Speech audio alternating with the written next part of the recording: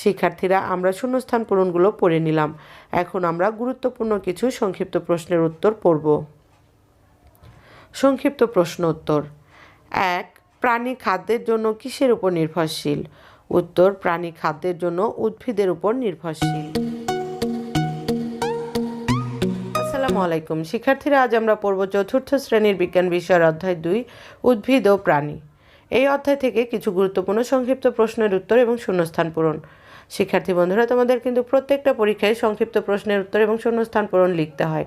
তাই তোমরা অধ্যায় শেষে যদি এই শূন্যস্থান পূরণ এবং সংক্ষিপ্ত প্রশ্নের উত্তরগুলো শিখে নাও, তাহলে তোমাদের পরীক্ষায় ফুল অ্যান্সার করতে খুব সহজ হবে।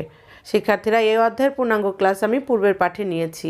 সেই পাঠের লিঙ্কটি আমি এই ক্লাসের ডিসক্রিপশনে দিয়ে দিব। যাদের প্রয়োজন তারা দেখে নেবে। আর এই ক্লাসটির প্রত্যেকটা অংশ জানার জন্য ভিডিওটি না টেনে পুরো দেখবে। তাহলে চলো বন্ধুরা, ক্লাসটি শুরু করি। শিক্ষার্থীরা, প্রথমে আমরা শূন্যস্থানগুলো শিখব। শূন্যস্থানের শব্দগুলো আমি লাল কালি দিয়ে লিখে দিয়েছি, তোমরা এগুলো খুব ভালো করে খেয়াল করবে। 1 নাম্বার, উদ্ভিদ ও প্রাণী উভয়ই জীব। 2, উদ্ভিদ নিজের খাদ্য নিজে তৈরি করতে পারে। 3, প্রাণী নিজের খাদ্য নিজে তৈরি করতে পারে না। 4, উদ্ভিদ মূলের সাহায্যে মাটি আঁকড়ে থাকে। 5, লবণাক্ত মাটির পরিবেশ হলো সুন্দরবন। 6, শ্বাসগ্রহণের জন্য সুন্দরবনের উদ্ভিদের শ্বাসমূল রয়েছে। 7, পুকুর, খাল, বিল ইত্যাদি হলো জলজ পরিবেশ। 8, উদ্ভিদের দেহে মূল, কাণ্ড এবং পাতা রয়েছে। 9, কিছু প্রাণীর দেহে লোম রয়েছে। 10, উদ্ভিদ এক জায়গায় থেকে অন্য জায়গায় চলাচল করতে পারে না। 11, উদ্ভিদ বিভিন্ন স্থানে জন্মে। 12, কিছু উদ্ভিদ মাটিতে, কিছু উদ্ভিদ পানিতে জন্মে।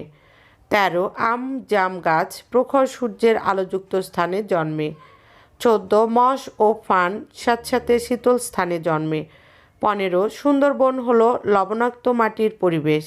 16, কলমি, হেলেঞ্চা হলো উভয় পরিবেশের উদ্ভিদ। 17, স্বর্ণলতা রাসনা হলো পরজীবী উদ্ভিদ।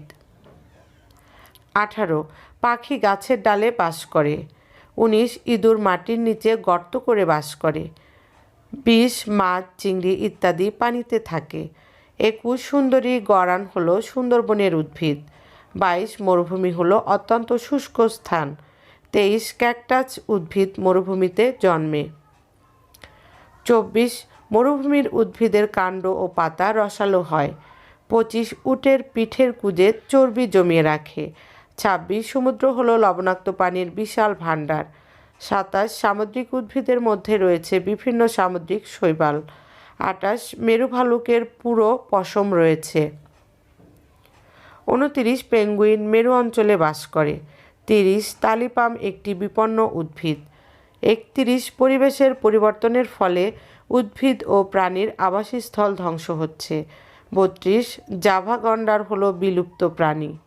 শিক্ষার্থীরা, আমরা শূন্যস্থান পূরণগুলো পড়ে নিলাম। এখন আমরা গুরুত্বপূর্ণ কিছু সংক্ষিপ্ত প্রশ্নের উত্তর পড়ব।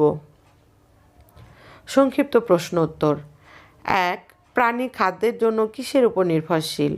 উত্তর, প্রাণী খাদ্যের জন্য উদ্ভিদের উপর নির্ভরশীল। 2, সুন্দরবনের 4টি প্রাণীর নাম লেখো। উত্তর, সুন্দরবনের 4টি প্রাণীর নাম হলো রয়্যাল বেঙ্গল টাইগার, হরিণ, বানর, পাখি। 3, প্রাণীদেহে কী কী অঙ্গ রয়েছে? উত্তর, প্রাণীদেহে চোখ, কান, নাক, মুখ, পালক ইত্যাদি অঙ্গ রয়েছে। 4, মেরু অঞ্চল কাকে বলে? উত্তর, পৃথিবীর উত্তর ও দক্ষিণের সবচেয়ে ঠান্ডা ও বরফ আচ্ছাদিত স্থানকেই মেরু অঞ্চল বলে। 5, জলজ পরিবেশে পাওয়া যায় এমন 4টি উদ্ভিদের নাম লেখো। উত্তর, জলজ পরিবেশে পাওয়া যায় এমন 4টি উদ্ভিদের নাম হলো কচুরিপানা, শাপলা, কলমি ও খুদিপানা। 6, সমুদ্র কি?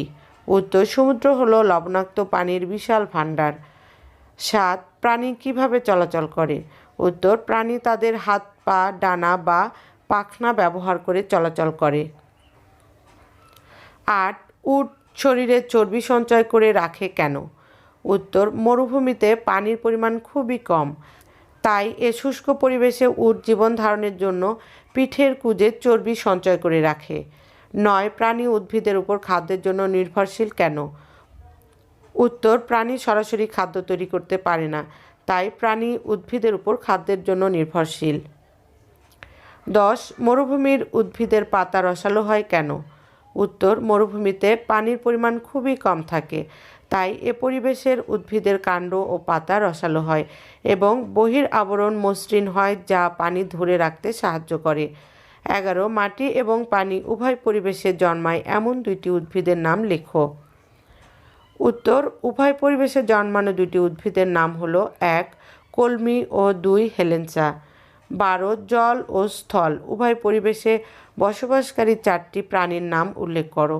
উত্তর, জল ও স্থল বা উভয় পরিবেশে বসবাসকারী 4টি প্রাণীর নাম হলো 1. শামুক, 2. ব্যাঙ, 3. কচ্ছপ ও 4. কুমির। 13. পরিবেশের পরিবর্তনের 4টি প্রাকৃতিক কারণ উল্লেখ করো।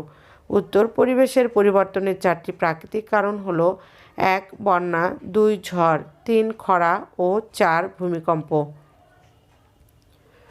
14. কোন প্রাণী তার পিঠের কুঁজে চর্বি সঞ্চয় করে রাখতে পারে? উত্তর, উট তার পিঠের কুঁজে চর্বি সঞ্চয় করে রাখতে পারে। 15. বাংলাদেশ থেকে বিলুপ্ত হয়েছে এমন 3টি প্রাণীর নাম লেখো। উত্তর, বাংলাদেশ থেকে বিলুপ্ত হয়েছে এমন 3টি প্রাণীর নাম হলো 1. লাল শির, 2. জাবা গন্ডার এবং 3. রাজশকুন। 16. উদ্ভিদের দেহের 3টি অংশের নাম লেখো।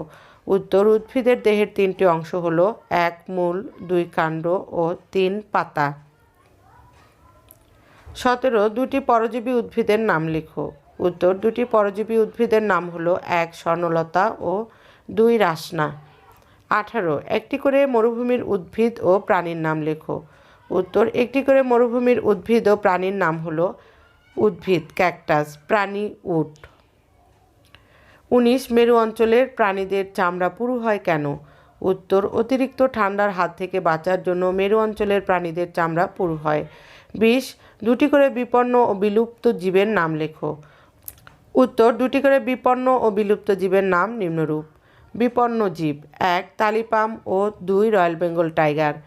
বিলুপ্ত জীব: 1. জাভা গন্ডার ও 2. রাজশকুন। শিক্ষার্থীরা, এতক্ষণ আমরা চতুর্থ শ্রেণীর বিজ্ঞান বিষয়ের অধ্যায় 2 থেকে কিছু গুরুত্বপূর্ণ সংক্ষিপ্ত প্রশ্ন উত্তর এবং শূন্যস্থান পূরণ শিখলাম। তোমরা এই প্রশ্ন উত্তরগুলো এবং শূন্যস্থান পূরণগুলো খুব ভালোভাবে শিখবে, কারণ এগুলো তোমাদের পরীক্ষার জন্য খুবই গুরুত্বপূর্ণ। এতক্ষণ সাথে থাকার জন্য অসংখ্য ধন্যবাদ। পরবর্তী ক্লাস দেখার আমন্ত্রণ জানিয়ে আজকের মতো বিদায় নিচ্ছি। আল্লাহ হাফেজ।